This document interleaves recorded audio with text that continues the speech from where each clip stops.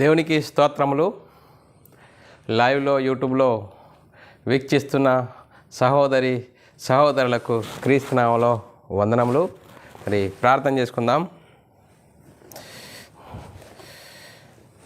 పరలోకమందున్న మా తండ్రి, నీ ప్రియకుమారుడు యేసుక్రీస్తునామములో కృతజ్ఞతాస్తుతులు స్తోత్రములు చెల్లించుకుంటున్నాం నాయన. ఇంతవరకు సజీవ లెక్కలో ఉంచుకొని నీ సన్నిధిలోనికి నీ ఆత్మతోనూ సత్యంతోనూ ఆరాధించుకోవడానికి మమ్మల్ని సజీవులుగా ఉంచి నీ సన్నిధిలోనికి నడిపించినందుకు కృతజ్ఞతాస్తుతులు స్తోత్రములు చెల్లించుకుంటున్నాం నాయన. సంఘముగాను సమాజంగాను కూడుకొని నీ ఆత్మతోనూ సత్యంతోనూ ఆరాధించుకోవడానికి ఇచ్చిన గొప్ప ధన్యత భాగ్యమును బట్టి కృతజ్ఞతాస్తుతులు స్తోత్రం చెల్లించుకుంటున్నాం నాయన. ఈరోజు సంఘంలో మరి నీ వాక్యం నేర్చుకుంటుండగా నీ వాక్యంకు లోబడి నీ వాక్యంకు అనుసరించి జీవించి మా జీవితాలలో నీకు మహిమ తెచ్చేవారంగా ఘనత తెచ్చేవారంగా ఉండే ధన్యత భాగ్యం మా అందరికీ అనుగ్రహించమని యేసుక్రీస్తునామములో ప్రార్థనకి వేడుకుంటున్నాం తండ్రి, ఆమెన్. మరి సహోదరులందరూ ఎలా ఉన్నారు? సంతోషంగా ఆనందంగా ఉన్నారా? మరి ఎందుకు సంతోషంగా ఆనందంగా ఉండాలి అనేది మనం ఆలోచన చేసినట్లయితే ప్రియులారా, మరి ఈరోజు ఆత్మతోనూ సత్యంతోనూ ఆరాధించుకోవటానికి సంఘంగాను సమాజంగాను కూడుకున్న మనము, మరి ఈరోజు సంఘానికి వచ్చిన మనమందరము దేవునికి మహిమ తెచ్చేవారంగాను ఘనత తెచ్చేవారంగా ఉంటూ మన ఆత్మీయ జీవితమును చక్కదిద్దుకునే అవకాశము మరి దేవుడు ఇచ్చిన గొప్ప ధన్యతను బట్టి దేవునికి కృతజ్ఞతాస్తుతులు స్తోత్రములు చెల్లించబద్ధులమై ఉన్నాము ప్రియులారా. మరి మనము ఆలోచన చేసినట్లయితే ప్రియులారా, మరి ఈరోజు మనము ఏ విధంగా మన ఆత్మీయ జీవితము ఉన్నది, ఆ ఆత్మీయ జీవితమును మనము చేసుకోవాలి అనేది మనము ఆలోచన చేసినట్లయితే ప్రియులారా, మరి సంఘంగాను సమాజంగాను కూడుకున్న మనము, మరి ఇప్పుడు సంఘంగాను సమాజంగాను కూడుకున్నాము, మరి దేవుని ఆత్మతోనూ సత్యంతో ఆరాధించుకోవడానికి కూడుకున్న మనం మరి వాక్యంకు లోబడాలి.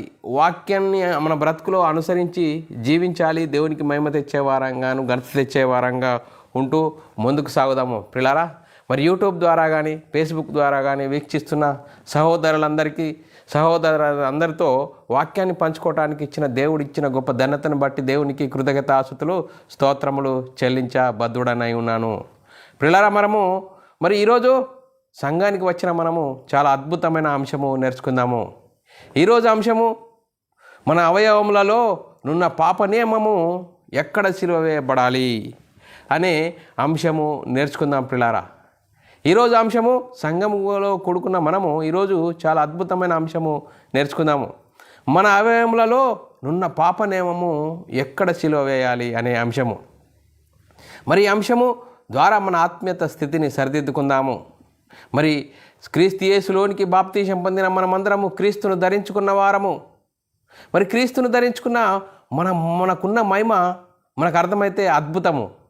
మన మహిమ మనమే అర్థం చేసుకోలేనప్పుడు మరి ఈ లోక సంబంధమైన ప్రకృతి సంబంధమైన మరి బోధలకు ఈ ప్రకృతి సంబంధమైన అలవాట్లకు మనము ముందుకు సాగే పరిస్థితి ఉన్నది. మరి ప్రకృతి సంబంధమైన అలవాటు ఈ లోక సంబంధమైన అలవాటు ఎవరి?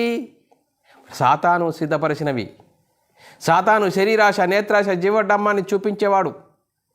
మరి క్రీస్తు మహిమను ధరించుకున్న మనము క్రైస్తవులం. క్రీస్తు మహిమను ధరించుకున్న వాళ్ళు ప్రారంభంలో దేనిని ప్రకటించారు? యేసుక్రీస్తు మరణ సమాధి పునరుద్ధానం గురించి ప్రకటించారు. ఆ సువార్తలో ఏముంది? దేవుని శక్తి ఉంది. ఆ దేవుని శక్తి మనమై ఉన్న ఆత్మను రక్షింపచేస్తుంది పిల్లారా. మరి ఈ అంశంను మనము ఎందుకు నేర్చుకోవాలి అనేది మనం ఆలోచన చేసినట్లయితే పిల్లారా, క్రీస్తు యేసులోనికి బాప్తీసం పొందిన మనమందరము క్రీస్తు మహిమను ధరించుకున్నాము. క్రీస్తు మహిమను మరి చవి చూడని వారముగా ఉంటే ఈ లోక సంబంధమైన ప్రకృతి సంబంధమైన వాటిని అనుభవించడానికి ప్రయత్నం చేసే పరిస్థితి ఉన్నది పిల్లారా. మరి మనం ప్రారంభమును మనం ఆలోచన చేద్దాం. ఆదాము అవ్వలకు దేవుడు మరి ఎలాంటి శరీరాన్ని ఇచ్చాడు చూడండి పిల్లరా. ఆదామవ్వలకు దేవుడు ప్రారంభంలో ఎలాంటి శరీరం ఇచ్చాడు మరి చూడండి పిల్లరా. మరి ఆదామవ్వల గురించి మనం ఆలోచన చేసినట్లయితే ప్రారంభంలో మట్టి బొమ్మతో మట్టిలో నుండి తీయబడిన మట్టితో దేవుడు మట్టి బొమ్మను చేశాడు. మట్టి బొమ్మలోనికి దేవుడై ఉన్న ఆత్మ విభాగింపబడి జీవాత్మనుగా నరుడు జీవాత్మయను. చూడండి పిల్లరా, మరి నరుడు జీవాత్మయను. చూడండి, మరి మనం ఆలోచన చేసినట్టయితే మరి శరీరంలో ఏముంది? చూడండి, మట్టిలో నుండి తీయబడిన శరీరంను తీసిన ఆ దేవుడు మట్టి బొమ్మలో ఏముంది? శరీరంలో ఏముందంటే మరి శరీరంలో పాప స్వభావం ఉంది, మేడ్ బై గాడ్. మరి శరీరాన్ని దేవుడు ప్రకృతిలో నుండి తీయబడ్డది కనుక ఈ ప్రకృతిలో నుండి తీయబడిన శరీరము ఏం చేస్తుంది? ప్రకృతిని ఆస్వాదించాలని, ప్రకృతిని అనుభవించాలని కోరుకుంటుంది. అందుకోసమే మేడ్ బై గాడ్ ఏం చేసాడు? దేవుడు శరీరాన్ని మట్టిలో నుండి తీయబడ్డది కనుక ఈ ప్రకృతిలో నుండి తీయబడిన శరీరంలో పాప స్వభావం ఉంటుంది, పాప స్వభావం ఉంటుంది. దేవుడై ఉన్న ఆత్మలో నుండి విభాగింపబడిన ఆత్మలో పాప స్వభావం ఉంటుందా? పాప స్వభావం ఉండదు. ఎప్పుడైతే మరి ఆదామును మరి మట్టి బొమ్మతో చేసి మట్టి బొమ్మలోనికి జీవాత్మను ఊదగా నరుడు జీవాత్మయను. మరి దేవుడు ఏం చేసాడు?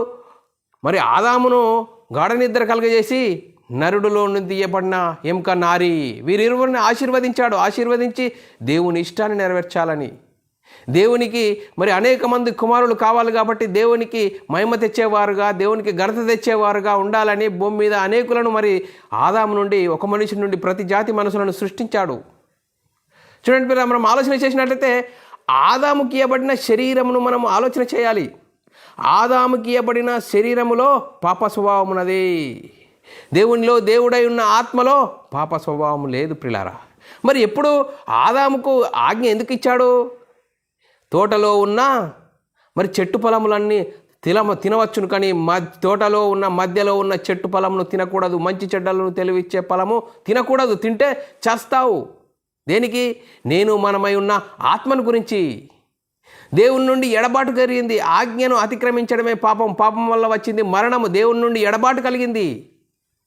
చూడండి, మరి ఆదాము మరి దేవుని ఆజ్ఞను ఇచ్చినంత వరకు, కొంతవరకు దేవుని ఆజ్ఞను అనుసరించి జీవించాడు కాబట్టి మరి పాపము చేయలేకపోయాడు. మరి చూడండి, మరి ఆజ్ఞ ఇచ్చినా కూడా మరి ఆదాములో ఏముంది? పాప స్వభావం ఉన్నది, శరీరంలో పాప స్వభావం ఉన్నది కాబట్టి దేవుడు ఆజ్ఞ ఇచ్చాడు.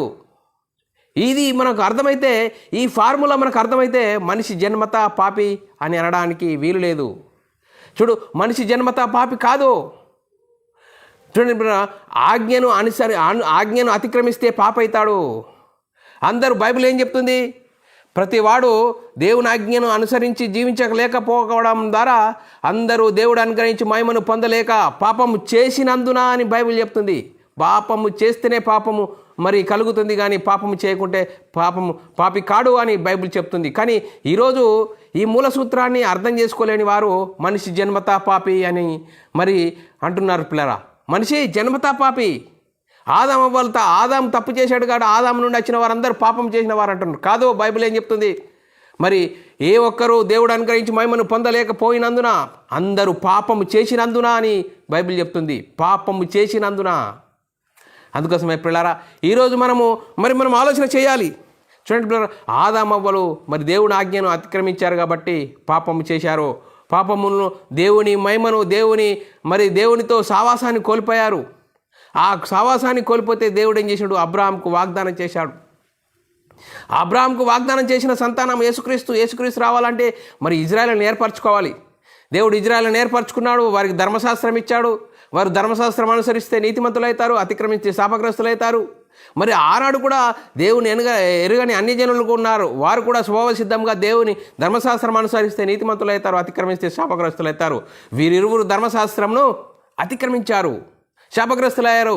ఏం చేసింది? ధర్మశాస్త్రం అందరినీ పాపంలో బంధించింది. ఆ పాపంలో బంధించిన వారిని మరి దేవుడు కాలము పరిపూర్ణమైనప్పుడు దేవుడు తన సొంత కుమారుని పాప శరీరాకారంతో ఈ లోకాన్ని పంపి ఆయన శరీరం నందు పాపమునకు శిక్ష విధించెను. చూడండి, యేసుక్రీస్తు ధర్మశాస్త్రాన్ని సిలువలో కొట్టివేశాడు. సిలువలో కొట్టివేసి కొత్త నిబంధన. చూడండి, యేసుక్రీస్తునందు బాప్తీసం పొందిన వారు క్రీస్తును ధరించుకున్నవారు. చూడండి, మరి పాప స్వభావం కలిగిన ఈ శరీరాన్ని సిలువలో కొట్టివేశాడు. చూడండి పిల్లరా, ధర్మశాస్త్రము పాపం దేని యందు బలం ఉన్నది? ధర్మశాస్త్రము పాపమునకు బలమై ఉన్నది. ఆ ధర్మశాస్త్రాన్ని యేసుక్రీస్తు సిలువలో కొట్టివేశాడు. ఏ ఒక్కరు దేవుడు అనుగ్రహించి మహిమను పొందలేకపోవడం ద్వారా దేవుడు తన ప్రియ కుమారుని యేసుక్రీస్తును పాప శరీరాకారంతో పంపి ఆయన శరీరం నందు పాపమునకు శిక్ష విధించను అని లేఖనం చాలా చక్కగా చెప్తున్నది పిల్లారా. అందుకోసమే మన అవయవములలోనున్న పాపనేమము ఎక్కడ సిలువ వేయబడాలి అనే అంశము మరి లేఖనానుసారంగా మనం చూసుకుందాం పిల్లారా. మరి మనం ఆలోచన చేసినట్లయితే పిల్లారా, రోమిలకు రాసిన పత్రిక పౌలు గారు ఏమని చెప్తున్నాడో మనం ఆలోచన చేసుకుందాం పిల్లారా.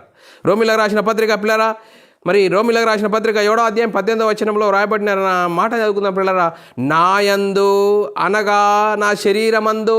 చూడండి పిల్లరా, చాలా చక్కగా మరి పౌలు గారు రోమా సంఘంలో చెప్తున్నాడు. నాయందు అనగా అంటూ నా శరీరమందు మంచిది ఏదియో నివసింపదని నేను ఎరుగుదును, మేలైనది చేయవలనని కోరిక నాకు కలుగుచున్నది కానీ దాని చేయుటకు నాకు కలుగుటలేదు. చూడండి పిల్లరా, మరి పౌలు గారు ఏమంటున్నాడు? నాయందు అనగా నా శరీరమందు.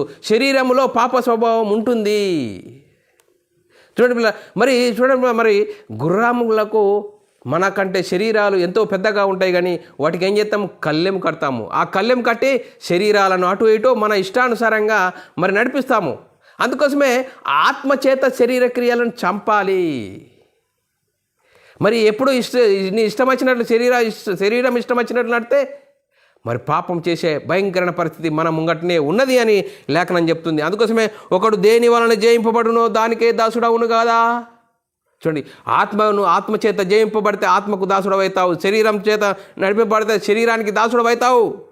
అందుకోసమే మనం ఆలోచన చేయాలంటే మరి దేవుడు అబ్రాహాముకు వాగ్దానం చేశాడు. ఎందుకు వాగ్దానం చేశాడు? ఆదామవ్వలు మరి ఆజ్ఞను అతిక్రమించారు. ఆజ్ఞ అతిక్రమే పాపం వల్ల వచ్చింది మరణం. దేనికి? శరీరానికి, ఆత్మ దేవుని నుండి ఎడబాటు కలిగింది. అందుకోసమే దేవుడు గొప్ప సంకల్పం కలిగి అబ్రాహాముకు వాగ్దానం చేశాడు. ఆ వాగ్దాన సంతానం ఎవరు? యేసుక్రీస్తు. పిల్లలు మరి దేని గురించి వాగ్దానం చేశాడు అనేది మనము ఆలోచన చేసినట్లయితే, లేఖనం చూసుకున్నట్లయితే ఆదికాండము 12వ అధ్యాయం 3వ వచనము, నిన్ను ఆశీర్వదించి వారిని ఆశీర్వదించేదను, నిన్ను దూషించి వారిని శపించేదను, భూమి యొక్క సమస్త వంశములను నీ యందు ఆశీర్వదింపబడినని అబ్రాహాముతో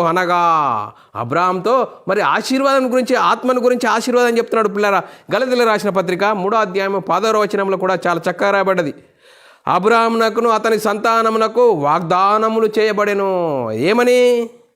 ఆయన అనేకులను గురించి అన్నట్టు నీ సంతానములకును అని చెప్పక ఒకని గురించి అన్నట్టు నీ సంతానమునకు అనేను. ఆ సంతానము క్రీస్తు. చూడండి పిల్లరా, ఆ సంతానము క్రీస్తు. మరి చూడండి పిల్లరా, యేసుక్రీస్తు అత్యంత వరకు మరి యేసుక్రీస్తు రావాలి. అందుకోసమే దేవుని సంకల్పాన్ని జ్ఞాపకం చేసుకున్నాడు. మరి దేవుడు ఇజ్రాయేలును ఏర్పరచుకొని మోషే ద్వారా ధర్మశాస్త్రం ఇవ్వబడ్డది. ఆ ధర్మశాస్త్రం అనుసరిస్తే నీతిమంతులు అవుతారు, అతిక్రమించే శాపగ్రస్తులు అవుతారు. మరి ధర్మశాస్త్రం ఇవ్వబడిన ఆ ధర్మశాస్త్రము నీతి గలది, న్యాయము నీతి గలది. దాన్ని అనుసరిస్తే నీతిమంతులు అవుతారు, అతిక్రమిస్తే శాపగ్రస్తులు అవుతారు. చూడండి పిల్లలు, మరి ధర్మశాస్త్రం ఇవ్వబడిన ఇజ్రాయేలీలు ధర్మశాస్త్రం అనుసరించారా, అతిక్రమించారంటే అతిక్రమించారు. చూడండి పిల్లలు, ధర్మశాస్త్రం అతిక్రమించారు.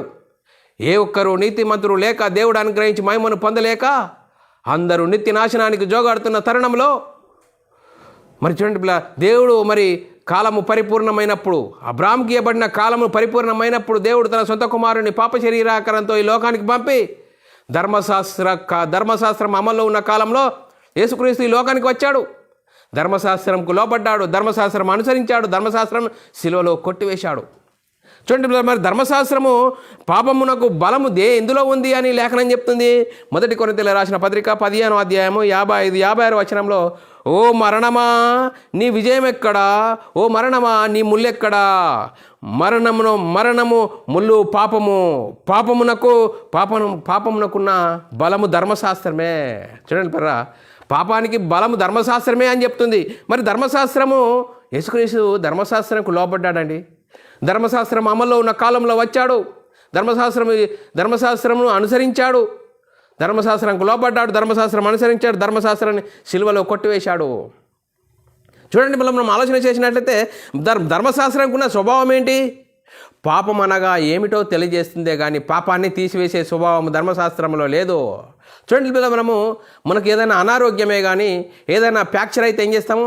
హాస్పిటల్కి వెళ్తాం. హాస్పిటల్కి వెళ్తే ఏం చేస్తాడు? డాక్టరు ఎక్స్రేకి రాస్తాడు. ఎక్స్రే రాస్తే ఎక్స్రే ద్వారా మరి మనము మన కాలే కానీ చేతే కానీ ఇరిగితే ఆ ఎక్స్రే తీస్తే బాగా అవుతుంది అని అంటామా? అనలేమే.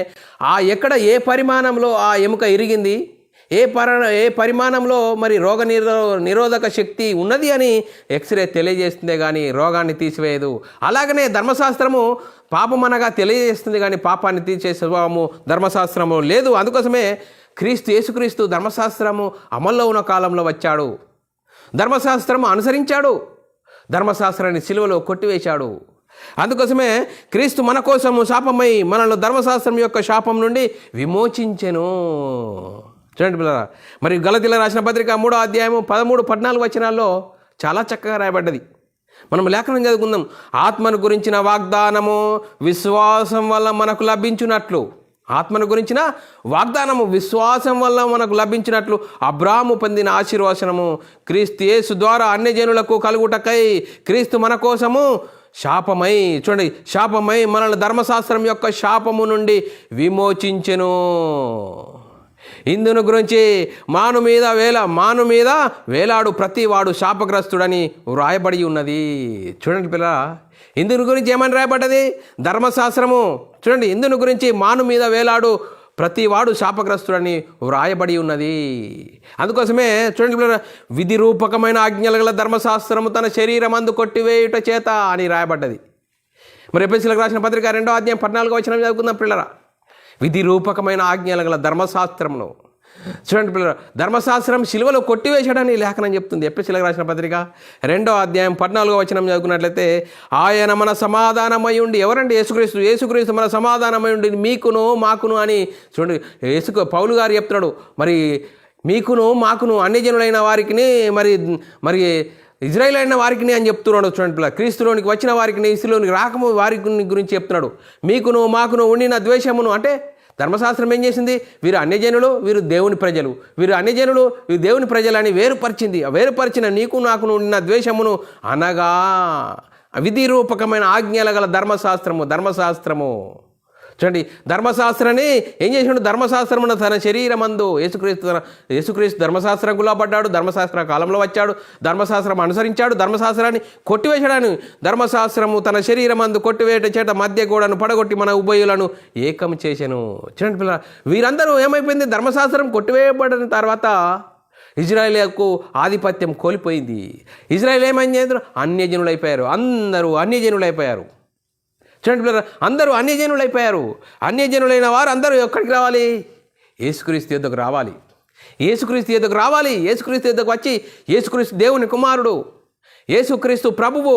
మరి యేసుక్రీస్తు ఏం చేశాడు? ధర్మశాస్త్రం అందరినీ పాపంలో బంధించింది. ఆ బంధించిన వారిని విడిపించడానికి, చూడండి, ధర్మశాస్త్రం అందరినీ పాపంలో బంధించిన వారిని విడిపించడానికి యేసుక్రీస్తు ఎందుకు వచ్చాడు? యేసుక్రీస్తు ధర్మశాస్త్రములు అందరిని పాపంలో బంధించిన వారిని పాపాలను తీసివేయడానికి, పాపాలని తీసివేసి పరిశుద్ధులు చేయడానికి, మనందరినీ పరలోకంలో ఉన్న తండ్రి యొద్దకు తీసుకెళ్ళడానికి యేసుక్రీస్తు శిలువలో మరణించాడండి, శిలువలో రక్తం కార్చాడండి. ఆ రక్తధారాల ద్వారా నేను పాపిని అని మన అందరి పాపాలను ఒప్పుకొని యేసుక్రీస్తు దేవుని కుమారుడు, యేసుక్రీస్తు ప్రభు అని విశ్వసించి యేసుక్రీస్తు నామములో బాప్తిసం పొందితే అప్పుడు క్రీస్తు మహిమను ధరించుకుంటావు, సంఘములో చేర్చబడతావు. అందుకోసమే క్రీస్తును ధరించుకొని ఉన్నారు. చూడండి, యేసుక్రీస్తును ఎప్పుడు ధరించుకుంటావు? యేసుక్రీస్తులోనికి బాప్తిసం పొందితే. చూడండి పిల్లరా, మరి ధర్మశాస్త్రము ఒకనాడు దేవుని ప్రజలైన వారికి ధర్మశాస్త్రం ఇవ్వబడ్డది, వాగ్దానాలు ఇవ్వబడ్డాయి. అవన్నీ మరి ధర్మశాస్త్ర కాలంలో యేసుక్రీస్తు వచ్చాడు, ధర్మశాస్త్రము లోబడ్డాడు, ధర్మశాస్త్రాన్ని కొట్టివేశాడు. కాబట్టి అందరూ అన్యజనులైపోయారు. అందరూ క్రీస్తు యొద్దకు రావాలి అని లేఖనం చెప్తుంది. అందుకోసమే క్రీస్తును బాప్తిసం తీసుకుంటే క్రీస్తును ధరించుకోవడం అని లేఖనం చెప్తుంది. గలతీయులకు రాసిన పత్రిక 3వ అధ్యాయము 26-27 వచనంలో చదువుకున్నట్లయితే, యేసుక్రీస్తునందు మీరందరూ విశ్వాసం వలన దేవుని కుమారులై ఉన్నారు. క్రీస్తులోనికి బాప్తిసం పొందిన మీరందరూ క్రీస్తుని ధరించుకొని ఉన్నారు. క్రీస్తుని ఎప్పుడు ధరించుకుంటామండి? బాప్తిసంలో ఏం జరుగుతుంది? పాత జీవితాన్ని పాపానికి జోగాడుతున్న మనల్ని నీతిమంతులు చేయడానికి యేసుక్రీస్తు ధర్మశాస్త్రాన్ని సిలువలో కొట్టివేశాడు.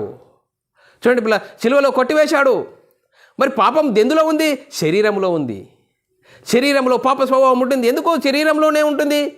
శరీరము ప్రకృతిలో నుండి తీయబడ్డది, మట్టిలో నుండి తీయబడ్డది. కాబట్టి ప్రకృతిని ఆస్వాదించాలని, ప్రకృతిని అనుభవించాలని కోరుకుంటుంది, ఉబలాటం చేస్తుంది. అందుకోసమే ధర్మశాస్త్రము అందరినీ పాపంలో బంధించింది. బంధించిన వారిని విడిపించడానికి యేసుక్రీస్తు ధర్మశాస్త్రాన్ని సిలువలో కొట్టివేశాడు. చూడండి పిల్లరా, ఎంత గొప్ప భాగ్యము. ఇది అర్థం చేసుకోలేక మనిషి జన్మతా పాపి. ఈ మూల సూత్రాన్ని మరి మేడ్ బై గాడ్ దేవుడు చేసినప్పుడు శరీరంలో ప్రకృతిలో నుండి తీశాడు. అందుకోసమే ఈ శరీరంలో పాప స్వభావం ఉంటుంది అని తెలియని వారు చాలామంది మనిషి జన్మతా పాపి అని చెప్తున్న పరిస్థితి మన ముంగట్నే ఉన్నది పిల్లారా. పాపం చేస్తే పాప అవుతాడని బైబిల్ చెప్తుందే. మనిషి జన్మతా పాపి. ఆదాము పాపం చేశాడు కాబట్టి ఆదాము నుండి వచ్చిన వాళ్ళందరూ పాపం చేస్తున్నారు, పాపి అని చెప్తున్నారు. అది కాదు, బైబిల్ ఏం చెప్తుంది? పాపం చేస్తే పాపి అవుతాడని చెప్తుంది. అందరూ పాపం చేసినందున బైబిల్ చాలా చక్కగా చెప్తుంది. బైబిల్ను అర్థం చేసుకోలేని వారు బైబిల్లోని ఆత్మ సంబంధమైన సంగతులు అర్థం చేసుకోలేక మనుషులు కల్పించిన సిద్ధాంతాలు బట్టి మనుషులందరూ మరి ఆదాము నుండి వచ్చిన వారందరూ పాపులు అని చెప్తున్నారు. బైబిల్ అలా చెప్పట్లేదే. పాపం చేస్తే పాపి అవుతాడని చెప్తుంది, కానీ మరి పాపం చేయని వారు పాపి కాదని చెప్తున్నారు పిల్లరా. పాపం కాదని లేఖనం చెప్తుంది. లేఖనాలను నమ్మాలి, వ్యక్తులు నమ్మకూడదు. అందుకోసమే పిల్లరా మనము ఆజ్ఞాతిక్రమమే పాపము. చూడండి పిల్లరా, ఆదాము అవ్వలకి దేవుడు ఎందుకు ఆజ్ఞ ఇచ్చాడు? ప్రకృతిలో నుండి తీయబడిన శరీరంలో పాప స్వభావం ఉంటుంది కాబట్టి ఎప్పుడు ప్రకృతిని ఆస్వాదించాలని, ప్రకృతిని అనుభవించాలని కోరుకుంటుంది. కాబట్టి ఆదాముకు దేవుడు ఆజ్ఞ ఇచ్చాడు పిల్లరా. మరి పిల్లరా మనము ఆలోచన చేసినట్లయితే మన పిల్లలు స్కూల్కి వెళ్తారు. స్కూల్కి వెళ్ళి ప్రతి సంవత్సరం ఒక్కొక్క పరీక్ష ఉంటుంది. ఆ పరీక్ష మరి ఎందుకు ఉంటుంది? ఒక సంవత్సరం చదివిన తర్వాత పై తరగతికి వెళ్ళడానికి మరి అర్హుడా కాదా అనే ఒక పరీక్ష ఉంటుంది. ఆ పరీక్ష మా అబ్బాయికి అద్దండి అంటే ఏమంటామండి? అది సబబేనా? పరీక్ష ఎందుకు ఉంటుంది? పై తరగతి వెళ్ళడానికి అర్హుడా కాదా? ఇప్పుడు మరి ఈ పాప స్వభావము కలిగిన ఈ శరీరం ధరించుకున్న మనము, క్రీస్తుని ధరించుకున్న మనము, మనకు ఒక పరీక్ష ఉంది. పరిశుద్ధుడిగా జీవించాలి, ఆత్మచేత శరీర క్రియలను చంపాలి. అప్పుడు నువ్వు పరిశుద్ధుడిగా జీవిస్తేనే పరలోకం చేరతావు అనే ఈ పరీక్షలో మనము దేనిని జయిస్తాం? ఆత్మచేత శరీర క్రియలను చంపుతావా? అది క్రీస్తును ధరించుకున్న వారమైతే ఆత్మచేత శరీర క్రియలను చంపిస్తావు.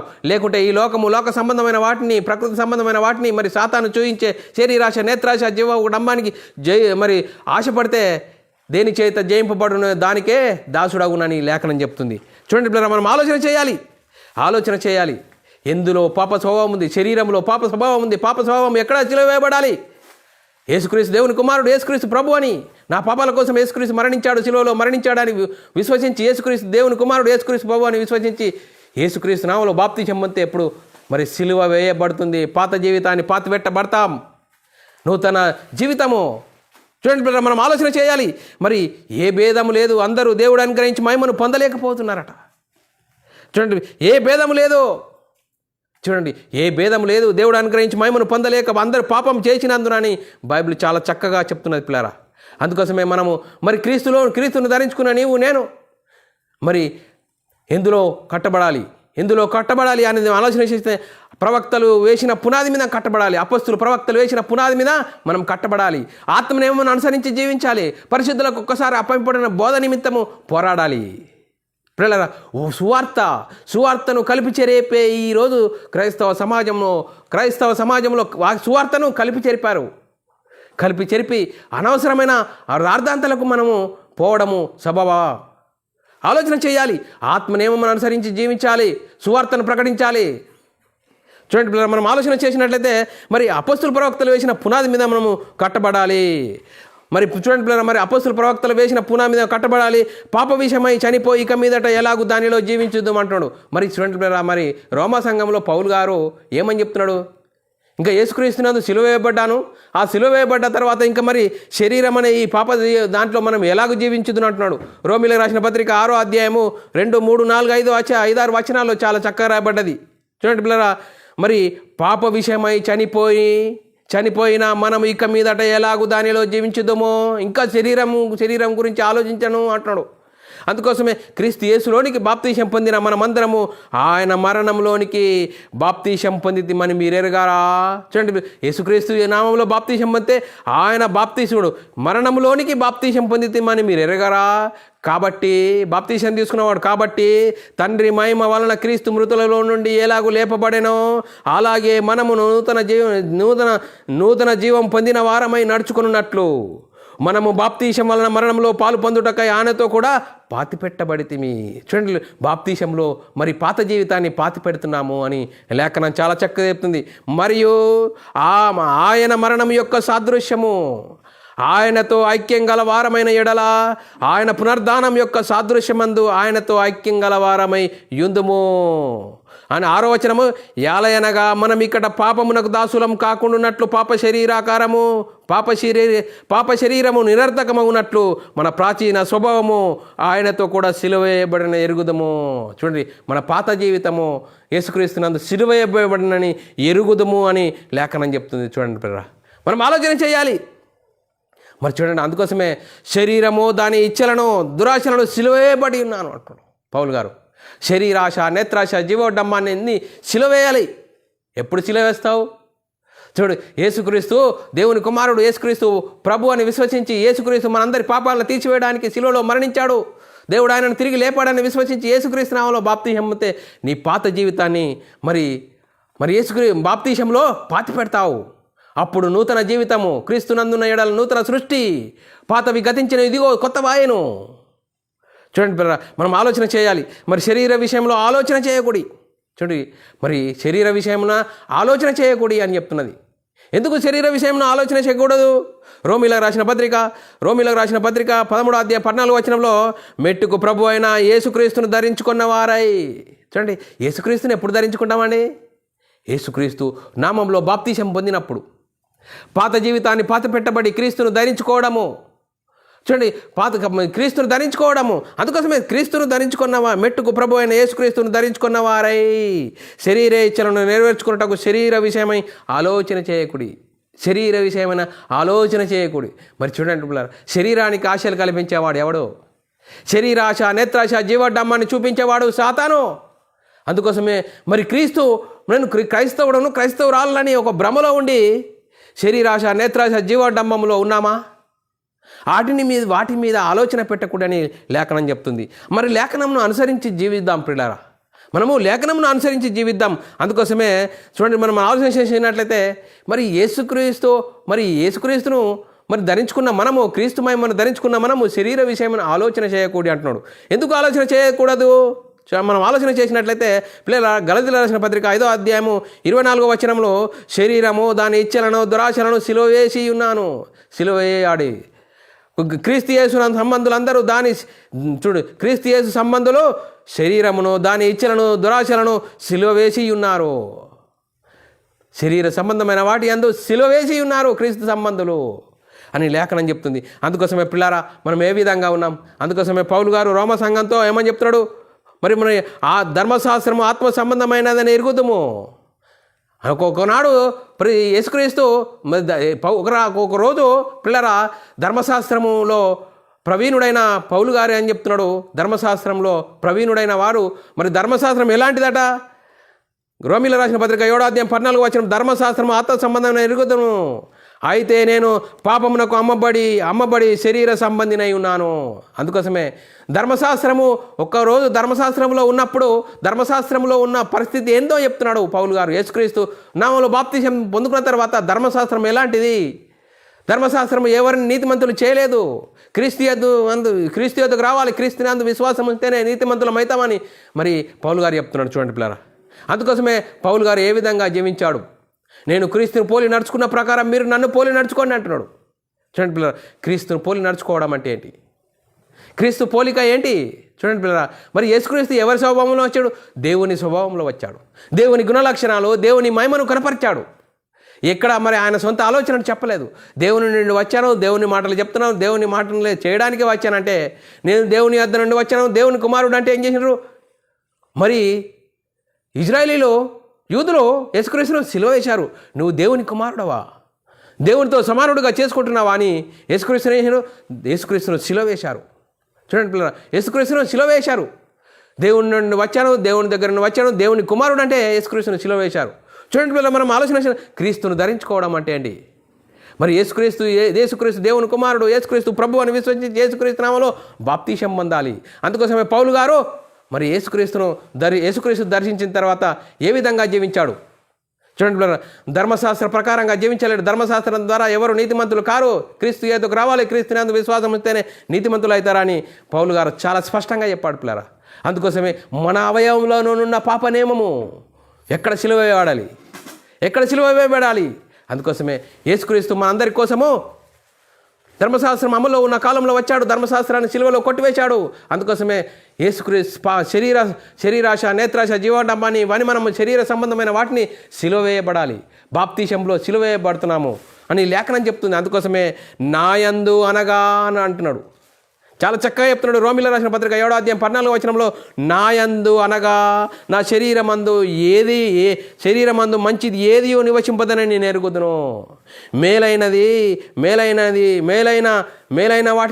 మేలైనది చేయవాలని కోరిక నాకు ఉన్నది, కానీ దానిని చేయుటకు నాకు కలుగుటలేదు అని పౌలు గారు చాలా స్పష్టంగా చెప్పాడు. అందుకోసమే పిల్లరా మనం ఆలోచన చేయాలి. మరి మా ఆలోచన చేసినట్లయితే మరి ఆదామవ్వలకు దేవుడు ఆజ్ఞ ఎందుకు ఇచ్చాడు? ఆదామును ఏ విధంగా చేశాడు? మట్టి బొమ్మతో చేశాడు. మట్టి ప్రకృతిలో నుండి తీశాడు. ప్రకృతిలో నుండి తీయబడ్డ తర్వాత దేవుడై ఉన్న ఆత్మలో నుండి విభాగింపడి దేవుడు మరి మట్టి బొమ్మలోనికి జీవాత్మను ఊదగా నరుడు జీవాత్మ అయ్యెను. చూడండి పిల్లరా, మేడ్ బై గాడ్. దేవుడు ఏ విధంగా చేశాడు? శరీరంలో పాప స్వభావం ఉంటుంది కాబట్టి దేవుడు ఆదాముకు ఆజ్ఞ ఇచ్చాడు. ఈ మూలాన్ని మనం తెలుసుకోవాలి. అందుకోసమే మన అవయవంలోనున్న పాప నియమము ఎక్కడ సిలువ వేయబడాలి? శరీరాశ, నేత్రాశ, జీవడంబాన్ని చూపించేవాడు సాతాను శరీరానికి చూపెడతాడు. మరి ఆత్మ సంబంధమైన సంగతులు ఎవరి ద్వారా? యేసుక్రీస్తు దేవుని కుమారుడు, యేసుక్రీస్తు ప్రభు అని విశ్వసించి యేసుక్రీస్తు నామంలో బాప్తీసం పొందే మన పాప జీవితాన్ని సిలువలో మరి సిలువేయబడుతున్నది బాప్తీసంలో. అందుకోసమే పాత జీవితం గతించిన నూతన సృష్టి, ఇదిగో కొత్త వాయను. చూడండి పిల్లరా, మనం ఆలోచన చేయాలి. మన అవయవంలో ఉన్న పాప నియమము చూడండి పిల్లరా. మరి చూడండి, నా యందు అనగా నా శరీరమందు మంచిది ఏది లేదు, మేలైనది చేయవాలని కోరిక నాకు కలుగుతున్నది, కానీ దానిని చేయుట కలుగుటలేదు అంటున్నాడు. అందుకోసమే ఈ శరీరంలో ఉన్న మనము ఆత్మచేత శరీర క్రియలను చంపాలి. ఆత్మ సంబంధమైన సంగతులతో సరిచూసుకోవాలి. సరిచూసుకున్నప్పుడు నేను మనమై ఉన్న ఆత్మ ఈ ఆత్మానుసారంగా జీవించి మరి ఆత్మ సంబంధమైన సంగతులతో సరిచూసుకుని మన ఆత్మీయ ప్రయాణంలో మన సొంత రక్షణను భయముతో వణుకుతో కాపాడుకోవాలి. అందుకోసమే పౌలు గారు మన రక్షణను భయంతో వణుకుతో కాపాడుకున్నట్టు మరి మన రక్షణను భయంతో వణుకుతో కాపాడుకోవాలి. అలాంటి పరిస్థితిలో ఉన్నామా? మరి ఎలాంటి పరిస్థితిలో ఉన్నాం? మన అవయవంలో ఉన్న పాప నియమం ఎక్కడ సిలువ వేయబడాలి? బాప్తీశంలో. మనం తీసుకునే బాప్తీశము బైబిల్ సిద్ధాంత ప్రకారంగా. అందుకోసమే అపొస్తలుల కార్యం 2వ అధ్యాయం 38వ వచనంలో మరి మీరు జీవాధిపతిని సంపితిరి, దేవుడు ఆయనను తిరిగి లేపెను, దీనికి మేమందరం సాక్షులమని అపొస్తలులు సువార్తను ప్రకటించారు. ఆ సువార్తను ప్రకటించి తర్వాత వారు హృదయాలు నొచ్చుకొని, సహోదరులారా మేమేమి చేస్తామంటే ప్రతివాడు మారు మనసు పొంది పాపక్షమాపణ నిత్యం ప్రతివాడు యేసుక్రీస్తు నామములో బాప్తీసం పొందాలి అని ఆజ్ఞ ప్రకారము ఈరోజు మనం తీసుకున్న బాప్తీసము అలా ఉన్నదా? అలా ఉంటే మన మనోనేత్రాలు వెలిగింపబడతాయి. బైబిల్లోని ఆత్మ సంబంధమైన సంగతులు అర్థం చేసుకుంటాము. అప్పుడు మరి ఆత్మచేత శరీర క్రియలను చంపేస్తాము.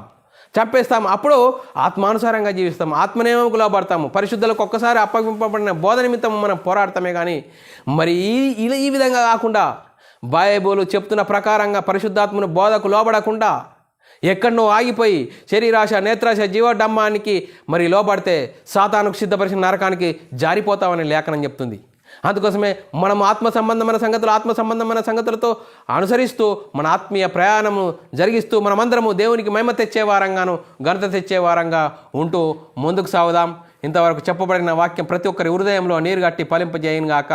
ఆమెన్. అందరికీ వందనములు. దేవునికి స్తోత్రాలు. ప్రార్థన చేసుకుందాం. పిల్లరా, పరలోకమందున్న మా తండ్రి, నీ ప్రియకుమారుడు యేసుక్రీస్తు నామములో కృతజ్ఞతాస్తుతులు స్తోత్రం చెల్లించుకుంటున్నాం నాయన. ఇంతవరకు సజీవ లెక్కలో ఉంచుకొని మరి ఈరోజు మా అవయవాలలో పాపములో ఉన్న ఈ అవయవాలను మరి యేసుక్రీస్తునందు మరి బాప్తీసం ద్వారా సిలువ వేయబడాలి. మరి ఆ సిలువ వేయబడే విధంగా ఉన్న ఇంతవరకు చెప్పిన వాక్య ప్రకారంగా మా ఆత్మనియమం ప్రకారంగా యేసుక్రీస్తు నామములో బాప్తీసం పొందాలని చెప్తున్నా కూడా ఈరోజు వాక్యానుసారంగా ఉన్నామా లేదా అని మీ దయాదాసం ద్వారా మమ్మల్ని ఎన్నో వాక్యాల ద్వారా హెచ్చరించిన విధానాన్ని బట్టి కృతజ్ఞతాస్తుతులు స్తోత్రాలు. విన్న వాక్యాన్ని విడిచిపెట్టకుండా విన్న మాటల ప్రకారం ఆత్మీయ జీవితం కట్టుకొని నీకు మహిమ తెచ్చేవారంగా, ఘనత తెచ్చేవారంగా ఉండేదన్నత భాగ్యం అందరికీ అనుగ్రహించినందుకు కృతజ్ఞతాస్తుతులు స్తోత్రం చెల్లించుకుంటూ యేసుక్రీస్తు నామములో ప్రార్థన అడిగి వేడుకుంటున్నాం తండ్రి, ఆమెన్. సహోదరులారా, మరి ఇలాంటి అంశాలను వినాలనుకుంటున్నారా? మరి యూట్యూబ్ ఛానల్లో BW అకాడమీ ఛానల్ సబ్స్క్రైబ్ చేసుకోండి. Bible wisdom academy channel subscribe చేసుకోండి. మీరు వినండి, అనేకులకు షేర్ చేయండి. మీ వ్యక్తిగత ప్రార్థనలో పరిచర్య నిమిత్తం ప్రార్థనలో జ్ఞాపకం చేసుకోవాల్సినదిగా క్రీస్తు ప్రేమను బట్టి బతిమాలుకుంటున్నాను. అందరికీ వందనములు, దేవునికి స్తోత్రములు.